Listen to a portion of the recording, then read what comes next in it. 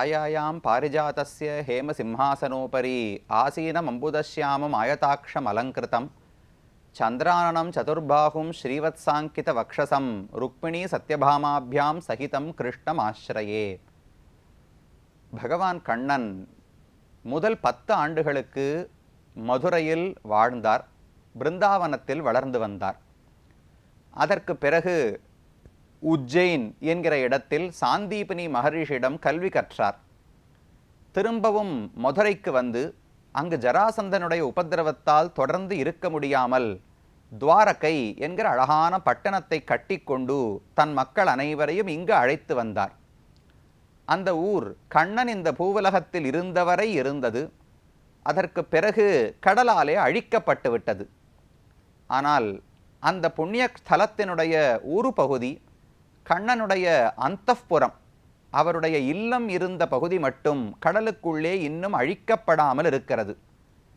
ஸ்ரீ பாகவத புராணத்திலேயே சுகாச்சாரியர் இதை பற்றி சொல்லும் பொழுது, துவாரகாம் ஹரிணா தியக்தாம் சமுத்ரோ அப்லாவயத் க்ஷணாத் வர்ஜயித்வா மகாராஜ ஸ்ரீமத் பகவதாலயம் என்று தெரிவிக்கிறார். வர்ஜயித்வா, இதை விட்டு, பகவானுடைய ஆலயம், அவனுடைய வீட்டை மட்டும் விட்டுவிட்டு மற்ற அனைத்தையுமே கடல் அழித்து விட்டது என்று சுகாச்சாரியருடைய வார்த்தை. அந்த பகுதி இன்றைக்கும் பேட் துவாரகா என்று அழைக்கப்படுகிறது. கோமதி துவாரகை மேற்கு கடற்கரையில் உள்ளது என்று தெரிவித்தேன். அங்கிருந்து புறப்பட்டு சுமார் 35 கிலோமீட்டர் தூரம் வடக்கு நோக்கி நாம் பிரயாணித்தோம் என்றால் அங்கு ஒரு சின்ன தீவு, பாரதம்னு எந்த மெயின் லேண்டுன்னு சொல்கிறோமே, லேண்டை விட்டு அங்கிருந்து சற்று தூரம் ஒரு 2 கிலோமீட்டர் கடலுக்குள் சென்றால்தான் இந்த பேட் துவாரகா என்கிற இடம் இருக்கிறது. இந்த துவாரகை, இந்த தீவில் தான் கண்ணனுடைய வீடு இருந்தது என்று சொல்லப்படுகிறது. கிருஷ்ண மஹால் என்று இப்போதும் இந்த கோவிலுக்கு பெயர். கிருஷ்ணனுடைய மஹல், அவன் வாழ்ந்த வீடு என்று தான் அழைக்கப்படுகிறது. முன்காலத்திலெல்லாம் இந்த தீவுக்கு வர வேண்டும் என்றால் படகுகள் மூலம்தான் வர வேண்டும். ஓகா அப்படின்னு ஒரு ரயில்வே ஸ்டேஷன் இருக்குது. அந்த ஓகா தாண்டி கடற்கரை வரைக்கும் நாம் வண்டியில், ஜீப்லேயோ கார்லேயோ பஸ்ஸிலேயோ வந்துடலாம். அங்கு இறங்கி அங்கு இருக்கக்கூடிய படகுகளில் ஏறி ஒரு அரை மணி நேரம் பிரயாணம் பண்ணித்தான் இந்த தீவுக்கு போகும்படிக்கு இருந்தது. அண்மையில் அரசாங்கம் மூலமாக சுதர்சன் சேது என்று ஒரு பெரிய பாலம், மெயின்லேண்டையும் அந்த தீவையும் சேர்க்கக்கூடியபடிக்கு ஒரு பாலமே அமைக்கப்பட்டு விட்டது. இனிமே போட்டுக்கு அதுக்கு வெயிட் பண்ணுறது எதுவுமே கிடையாது. நேரடியாக நாம் வண்டியோடு காரோடையே பேட் துவாரகா வரைக்கும் சென்று விடலாம். அங்கு இறங்கி பகவானை தரிசிக்க போனோம் என்றால் கிருஷ்ண மஹால் என்றுதான் கண்ணனுடைய வீடு, அரண்மனை, அவருடைய சந்நிதி இப்போது அழைக்கப்படுகிறது. சின்ன கோவில் தான், ஆனால் ரொம்ப அழகாக அதை சுற்றி அமைத்திருக்கிறார்கள். 2 பக்கமுமே வாசல் உண்டு. ஒரு பக்கம் முக்கியமான வாசல், மற்றொரு பக்கம் வெளியே வருவதற்கான எக்ஸிட்டுக்கான ஒரு வாசல் இருக்கிறது. பிரதானமான சந்நிதி எதுன்னு பார்த்தோம் என்றால் ஒரே இடம், ஒரே ஒரு பெரிய கோர்ட்யார்டு மாதிரி இருக்கும். அதில் இந்த பக்கத்தில் 3 சந்நிதிகள் இருக்கின்றன, இந்த பக்கத்தில் 3 சந்நிதிகள் இருக்கின்றன. முதல்ல போனோம்னால் நடுவிலே கண்ணன் இருக்கிறார். ஒரு பக்கம் நாம நேர பிரதானமான கர்ப்பகிரகத்தை பார்த்தோம்னா நடுவிலே கண்ணன், இந்த ஊர் பாணியிலே கதை, சக்கரம், சங்கம், தாமரை 4ஐயும் பிடித்து கொண்டு அழகான பளிங்கு விக்கிரக, கருப்பான கல், அந்த கருப்பு கல் விக்கிரகத்தமாக கண்ணனை நடுவில் சேவித்துக் கொள்ளுகிறோம்.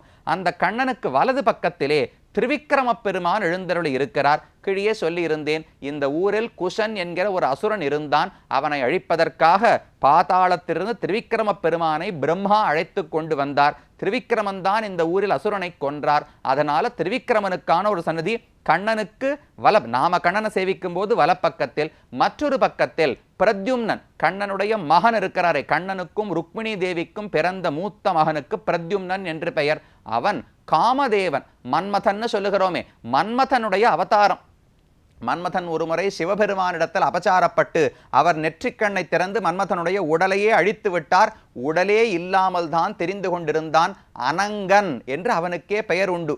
அந்த மன்மதனே திரும்ப உடல் பெறுவதற்காக கண்ணனுடைய மகனாக வந்து பிறந்தாராம். அதனால்தான் காமனை பயந்த காளைன்னு நம்மாழ்வார் பாடுகிறார். கடுவினை களையலாகும் காமனை பயந்த காளை. நம்முடைய பாவங்கள் எல்லாம் போக்கணும்னால் அதற்கு மன்மதனையே உண்டாக்கின அழகன் கண்ணன் இருக்கிறானே, அவனால் மட்டும்தான் முடியும். அப்படி இந்த பக்கம் பிரத்யும்னன், இந்த பக்கம் திரிவிக்ரமன், நடுவிலே கண்ணன் எழுந்தருளி இருக்கிறார். அந்த கண்ணனுக்கு நேர் எதிர்த்த பக்கம் பார்த்தோம் என்றால் நடுவுல தேவகியினுடைய சந்நிதி இருக்கிறது. ஒரு பக்கத்துல புருஷோத்தமன் என்கிற பெயரோடு பகவான் இருக்கிறார், மற்றொரு பக்கத்துல மாதவன் என்கிற பெயரோடு பகவானுக்கு சந்நிதி இருக்கிறது. சுத்தி சுத்தி ஒரே பெருமாள் தான். திரிவிக்ரமன்னாலும் அவர்தான், கண்ணன் என்றாலும் அவர்தான், மாதவன் என்றாலும் அவர்தான், புருஷோத்தமன் என்றாலும் அவர்தான். சற்று வெவ்வேறு வடிவங்களோடு கண்ணனை இந்த இடத்திலே நாம் தரிசித்துக் கொள்ளலாம். இந்த இடம், இந்த கண்ணனுடைய மாளிகை, கண்ணனுடைய வீடுன்னு சொல்லுகிறோமே, இந்த இடத்தில்தான் அழகான பாரிஜாத மரம் வைக்கப்பட்டிருந்ததா. ஒரு ஸ்லோகம் விண்ணப்பித்தேனே, சாயாயாம் பாரிஜாதஸ்ய ஹேம சிம்மாசனோபரி. பாரிஜாத மரத்தினுடைய நிழலில் அழகான தங்க சிம்மாசனத்துக்கு மேலே ருக்மிணி சத்யபாமாபியாம் சகிதம் கிருஷ்ணமாஸ்ரயே, ருக்மிணி சத்யபாமைகளோடு சேர்ந்து கண்ணன் அமர்ந்திருப்பாராம். பாரிஜாத மரம் இங்கு எப்படி வந்தது? அது மேல ஸ்வர்கலோகத்தில் தானே இருந்ததுன்னு நமக்கு கேள்வி ஏற்படும். நரகாசுரன் என்று ஒரு அசுரனை பற்றி கேள்விப்பட்டிருப்பீர்கள். அவன் இந்திரனுடைய தாய் அதித்தின்னு இருந்தாலே அவளுடைய குண்டலங்கள், அதே போல வருணனிடத்திலிருந்து இந்திரனிடத்திலிருந்து சில முக்கியமான பொருட்களை எல்லாம் திருடிக்கொண்டு வந்து விட்டார். அதை மீட்டெடுப்பதற்காகத்தான் கண்ணனும் சத்யபாமையும் யுத்தத்துக்காக போனார்கள். நரகாசுரனை கொன்று அந்த பரிசுகளை எல்லாம் மீட்டு கொண்டு நேர கண்ணன் ஸ்வர்க்கத்துக்கு போனார். போன உடனே அதித்திக்கு குண்டலங்களை கொடுத்தார். யார் யாரிடத்துல என்னென்ன திருடப்பட்டதோ அனைத்தையும் திரும்ப கொடுத்து விட்டு புறப்படக்கூடிய தருணம். கத்வா சுரேந்திர பவனம் தத்வாதித்யீச்ச குண்டலே பூஜிதஸ்திருதசேந்திரேன மகேந்திராண்யாச்ச சப்ரியா. அப்போது இந்திரனுடைய மனைவி இந்திராணி இவர்கள் அனைவரும் வந்து கண்ணனை பூஜித்தார்கள். மறுபடியும் கருடன் பேரிலே ஏற்பட்டு புறப்படக்கூடிய தருணத்தில் சத்யபாமை கூட வந்திருந்தாளோ இல்லையோ, அவள் பார்த்தாள் இந்திரனுடைய அரண்மனையில் அழகான பாரிஜாதம் என்று ஒரு மரம் பூத்து இருந்தது.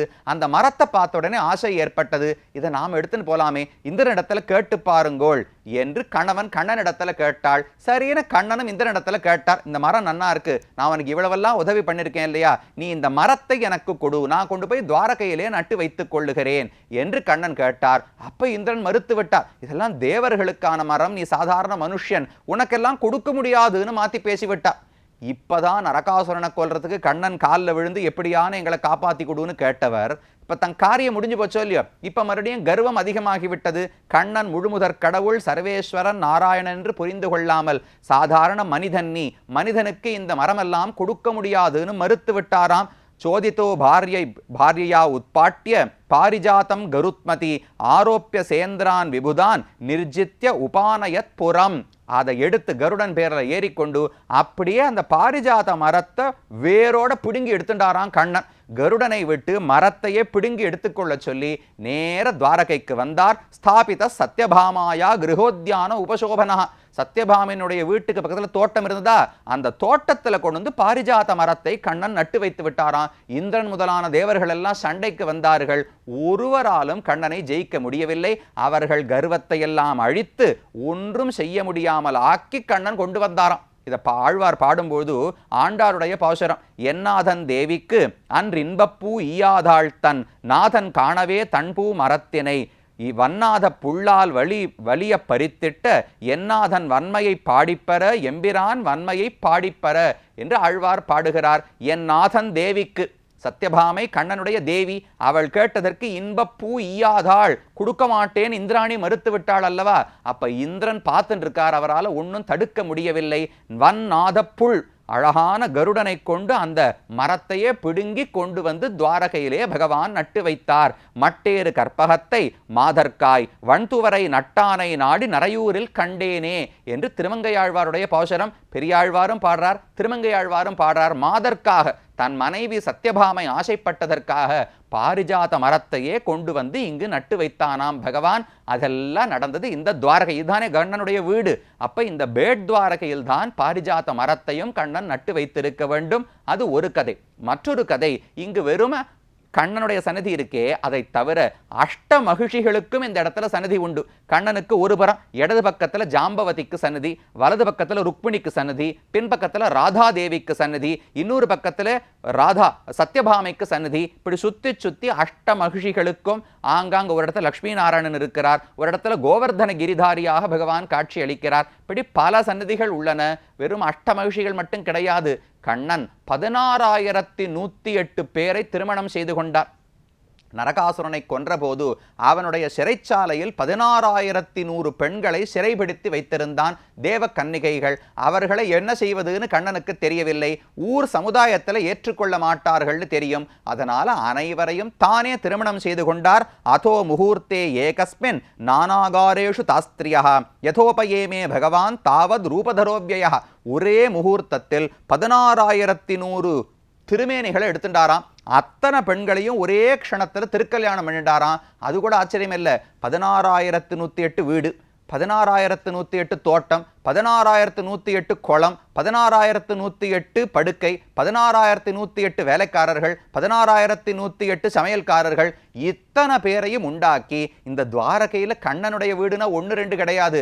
நாரதர் வந்து துவாரகையில் கண்ணனை தரிசிக்க வருகிறார். அப்போ 16,000 வீடுகளிலும் கண்ணன் அத்தனை வடிவங்களோடு ஒரு வீட்டில் குழந்தை வளர்த்துட்டு இருக்கார், ஒரு வீட்டில் அக்னிஹோத்திரம் பண்ணிட்டு இருக்கார், ஒரு வீட்டில் தாயக்கட்டை விளையாடிட்டு இருக்கார், ஒரு வீட்டில் சாப்பிட்டு இருக்கார், ஒரு வீட்டில் ருக்மிணியோடு ஊஞ்சல் ஆடிக்கொண்டிருக்கிறார், ஒரு வீட்டில் நண்பர்களோடு பேசிக் கொண்டிருக்கிறார், ஒரு வீட்டில் மந்திரிகளோடு ஆலோசனை பண்ணி கொண்டிருக்கிறார். இப்படி ஒரே சமயத்தில் 16,108 மனைவிகளோடும் ஆனந்தமா கண்ணன் வாழ்ந்தாராம். இத்தம் ரமாபதிம் அவாப்பியபதிம் ஸ்திரியஸ்தாக பிரம்மாதயோபி நது விதுஹு பதவீம் யதீயாம் பேஜுர் முதா அவிரதம் ஏதிதயானுராக ஹாசாவலோக நவசங்கம ஜல்பலஜ்ஜாக.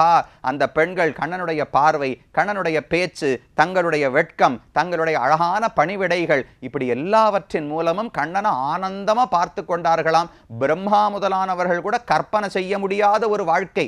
கண்ணனே அனைத்தும், கிருஷ்ண கைங்கரியமே வாழ்க்கை என்று இருக்கக்கூடிய ஒரு பாக்கியம் அந்த பெண்களுக்கு கிடைத்தது. எத்தனை தாசிகள்! ஒரு ராஜான் இருந்தா உதவி செய்வதற்கு எத்தனையோ பணிப்பெண்கள் இருப்பார்களே, ஒருத்தரையும் அண்டவிட மாட்டார்களாம். இந்த பெண்களே பார்த்து பார்த்து கண்ணனுக்கு எல்லா பணிவிடைகளையும் செய்வார்களாம். அப்படி 16,108 பேர். பிரத்யுத்கம ஆசன வரார்கண பாதசௌச்ச பிரத்யுத்கமனம், ஒருவர் சந்திக்க போவது, ஆசனம் கண்ணனுக்கு ஆசனம் அளிப்பது, வரார்கணம் நல்ல பூஜை செய்வது, பாதசௌச்ச அவன் திருவடிகளை கழுவது, தாம்பூல விஸ்ரமண வீஜன கந்தமால்யைகி கண்ணனுக்கு வெத்தலை பாக்கம் எடுத்து கொடுப்பார்களாம். அவனுக்கு உடம்பு வலிக்கிறதுனா பிடிச்சு விடுவார்களாம், மசாஜ்னு சொல்றோமே, பிடித்து விடுவார்களாம். வீஜன கந்தமால்யைகி விசிறி வீசுவது, சந்தனம் அரைத்து பூசி விடுவது, அழகான மாலைகளை கொண்டு அலங்காரம் செய்வது, கேசப்பிரசாரம் கணக்கு நல்ல கூந்தல் உண்டோ இல்லையோ, அந்த கூந்தலை முடிச்சு கொண்டையெல்லாம் போட்டு அலங்காரம் பண்ணி வைப்பார்களாம். இப்படி எத்தனையோ விதத்தில் கண்ணனுக்கு என்னென்ன பண்ணணும்னு ஒரு ஆத்மா ஜீவாத்மா ஆசைப்படுவானோ அப்படியெல்லாம் இந்த 16,108 மனைவிமார்களும் கண்ணனோடு இருந்தார்கள் என்று பாசுரங்கள் பாகவத புராணமும் தெரிவிக்கிறது. பொல்லா வடிவுடை பேச்சு துஞ்ச புணர்முலை வாய்மடுக்க வல்லானை மாமணிவண்ணனை மருவுமிடம் நாடுதிரேல் பல்லாயிரம் பெருந்தேவிமாரோடு பௌவம் எரி துவரை. பௌவம் எரி, எல்லா பக்கத்திலையும் கடல் வந்து அலையடிக்கிறதா, அப்படிப்பட்ட துவரையில் பல்லாயிரம் பெருந்தேவிமாரோடு ஆயிரக்கணக்கான மகிழ்ச்சிகளோடு எல்லாரும் சூழ சிங்காசனத்தே இருந்தானை கண்டாருளர். பெரியாழ்வார் பாடுகிறார், கண்ணன் எங்க, பூதனையை கொன்ற கண்ணன் எங்கேன்னு தேடினீர்கள் என்றால் மறுவும் இடம் நாடுதிரேல். அந்த கண்ணன் ஆசைப்பட்டு மனசு விட்டு போக முடியாமல் இன்பமாக இருக்கக்கூடிய ஊர் எது தெரியுமா? அது துவாரகைதான். இங்குதான் பகவான் இத்தனை மனைவிமார்களோடு சிங்காதனத்தில் அமர்ந்திருக்கிறார் என்று பெரியாழ்வார் பாடுகிறார். அப்படி கண்ணனுடைய அந்தப்புறம் தன் மனைவிமார்களோடு, ஒவ்வொரு மனைவியினிடத்திலும் 10 மகன்கள் ஒரு மகள், இத்தனை குழந்தைகளை கண்ணன் பெற்றெடுத்தார். யாது வம்சமே வளர்ந்திருந்தது. அப்படி எல்லா பெருமைகளும் நடந்தது இந்த பேட் துவாரகை என்கிற இடத்திலேதான். கண்ணனுடைய மாளிகை, கண்ணனுடைய வீடு இருந்த இடம். இது ஒரு கதை. இன்னும் ஒரு கதை இதே இடத்தில் நடந்திருக்கிறது. குச்சேலர் என்கிற பகவானுடைய நண்பர், அவர் வந்து கண்ணனை சந்தித்ததும் இந்த பேட் துவாரகையில் தான். அந்த சரித்திரம் என்ன, அதற்கான சந்நிதி இப்போதும் இங்கு இருக்கிறது, அது என்ன என்று அடுத்த பகுதியிலே பார்ப்போம்.